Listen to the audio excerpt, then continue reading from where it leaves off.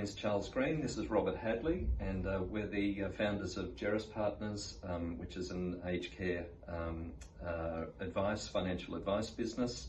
And we're talking to you in October 2021. The landscape shifts fairly quickly in aged care, and today we want to talk about, in Australia, aged care affordability and some of the cash flow implications about going into aged care. Yeah. And I'd just like to start, Robert, by focusing on or reflecting on the fact that the median house price in Australia, let's say, is around $1 million, and a median refundable accommodation deposit is around $600,000. Yeah.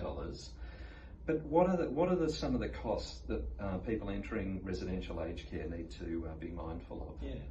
So the key thing that people that are entering into a residential care need to be aware of is that there's a basic care fee. Yep. That's about $53 a day, CPI indexed. Is that the one that the pension covers? Yeah, the pension covers that. Yeah, okay. Pension covers 80% of that, the full pension for a single individual. Yeah. And then there's a means tested fee that's entirely dependent upon the asset and income level of the family group.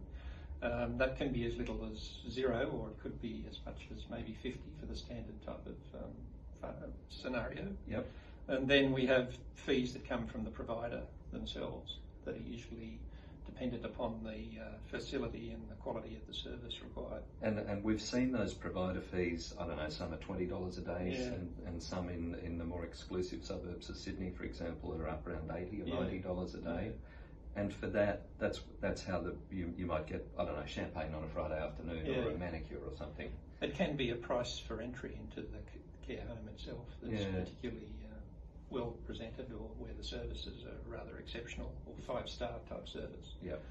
Okay, and they're the kind of services that we look at. We're actually at Geras, we're quite happy for our clients to approach higher RADs, because we find that they tend to get a better quality of service in the places that charge more for entry, no surprise. Yeah.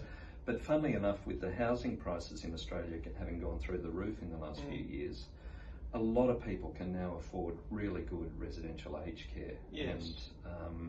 And we're the guys who see the RAD as a pension shelter, to baffle you with a bit of jargon.